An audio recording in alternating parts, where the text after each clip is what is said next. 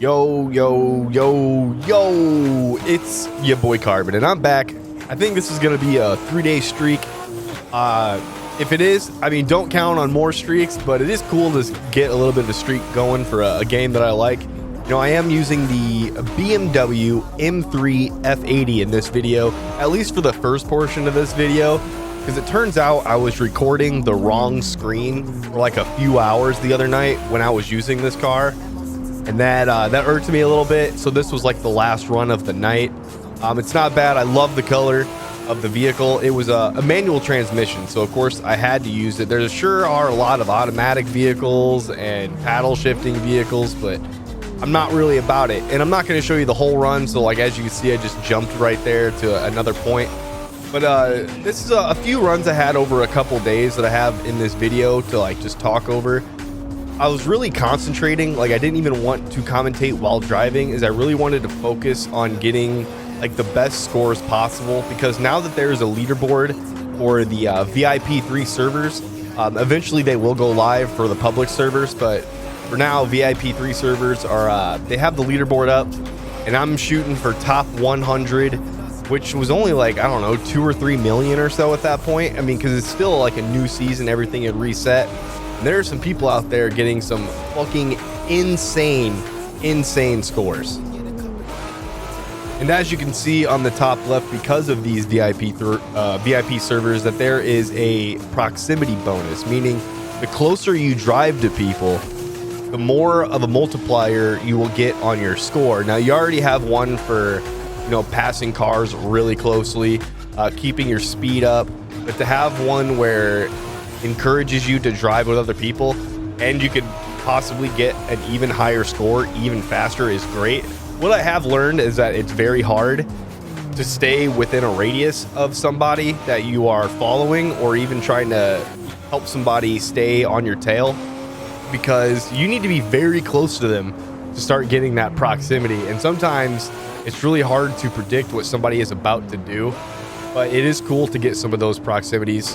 And I'm sure as this rolls out to the public servers, it'll really encourage those to, you know, want to drive together, start at specific pit stops, and then just, you know, get those high fucking scores that I want so bad.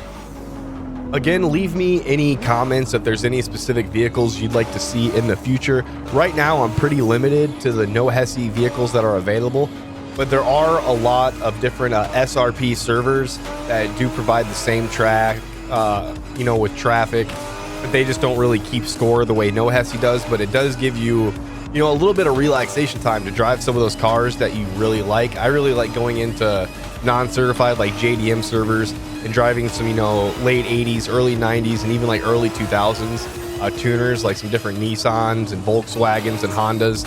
Especially those old Civic hatches are so fun to drive, and especially any vehicle that has an exhaust sticking up the turbo in the hood is absolutely nuts. It's so fun.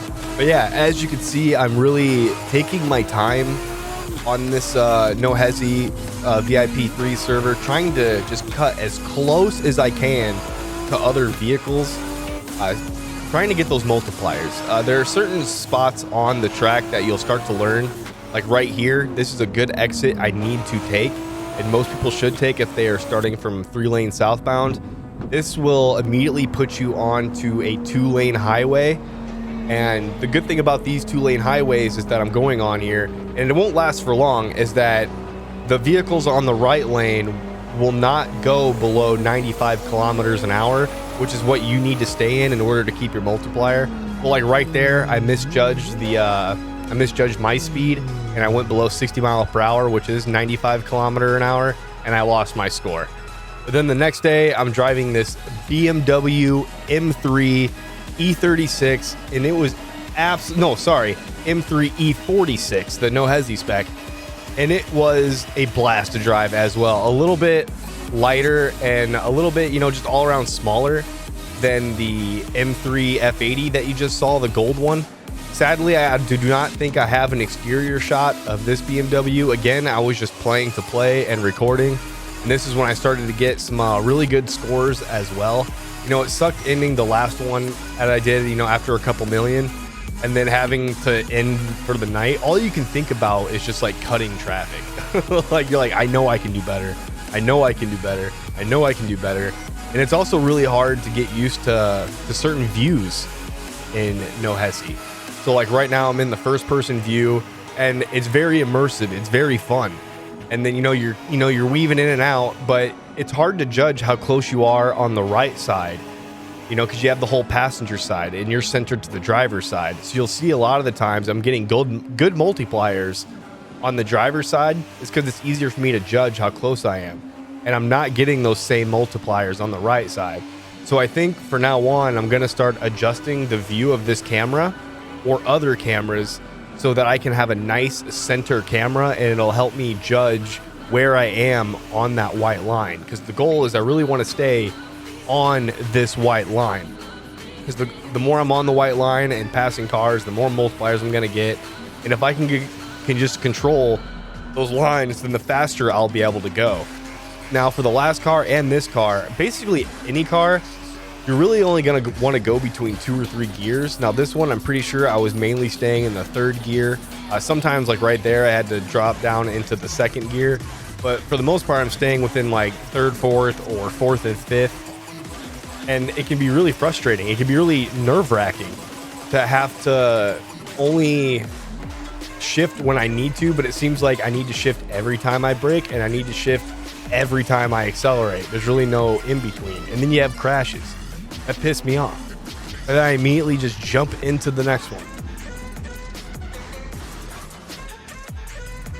So I ended that last run with a little under 2 million points, which still isn't great, but it still puts me in like the top 500 of the VIP servers, right? Now there are some, I don't know how many thousands of entries, but the goal to reach top 100 is like something I was really striving for. And then eventually, if I get top 100, then I want to get top 50. And then eventually I want to be top 20, which puts me officially on the Discord leaderboard. But that's going to take time. You really have to learn the map. You can't just stay on these 3 lanes like you saw in that last clipped video. I ended up making it to the 2 lane, but I misjudged my speed and the car in front of me's speed. And I lost my multiplier and I lost my points. Now, sometimes you can lose your multiplier, but you keep your points. But at that point, you're kind of just starting over and you're basically guaranteeing a much longer extended run in order to get those high amount of points. So a good rule of thumb is that if you're starting from 3 lane southbound, you want to be able to hit at least like a couple million before you reach the tolls. And then after the tolls, there will be 2 exits. The first exit on your left, you're going to completely ignore. I don't even think it goes anywhere. And then you're going to want to take another exit on your left. So the second exit is the one you're taking, and that was the one that you saw. And eventually you will take the next turn left as well, exit, and you will follow that highway basically all the way back around until you're on the 3 lane. And you just keep doing that over and over and over again. The hard part is I haven't gotten that far.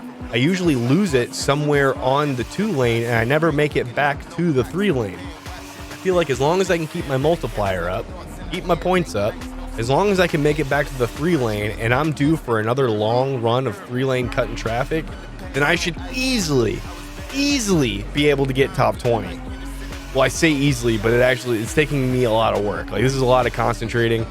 It's a good game. It's a good game to just, like I said, come home from work, chill, drive. It's a good game if you love cars and you have a lot of friends that love cars. You can play it with a mouse and keyboard, controller, steering wheel. I highly recommend not using a mouse and keyboard, but people have done it. They've done it. Sadly, I am limited to mostly BMWs and Euro cars, basically German cars, until the official leaderboards start going public. I mean, there are other servers I can play in no HESI that have a leaderboard, but they don't officially count for anything yet. And right now, my only picks are like maybe an Audi RS5. Pretty sure that's a paddle shift. There's the RS Q8. That's an Audi as well. Then a lot of BMWs. There's the BMW 1M, the M2, I think it's the M2 Competition. Then the car you're seeing now, which is the M3 E46. And then there's an M3 E92, a 2009. And then again, the car you saw at the beginning of the video, the M3 F80. And then they have an M340i G20, which is the car I used to get certified at the very end of 2023. I got certified on the very last day that I was allowed to get certified on. It felt great. Then there's the M340i Top GT20. There's the M4 competition again, the M5 competition, the F90. Then there's the XM. You know, in case you like some SUVs, it's the X5M F85. If I remember right. There's also, what else? There's an MC, not an MC. There's a, well, I think there is an MC, but there's a Mercedes C63 S. There's also a CLS 63S AMG. There's a 911 GT3 RS that they actually just recently nerfed.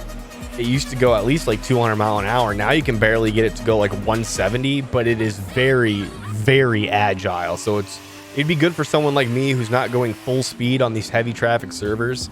But I think it's more for those that are professional. You know what I mean? Or maybe they're not professional and they need those beginner type vibes.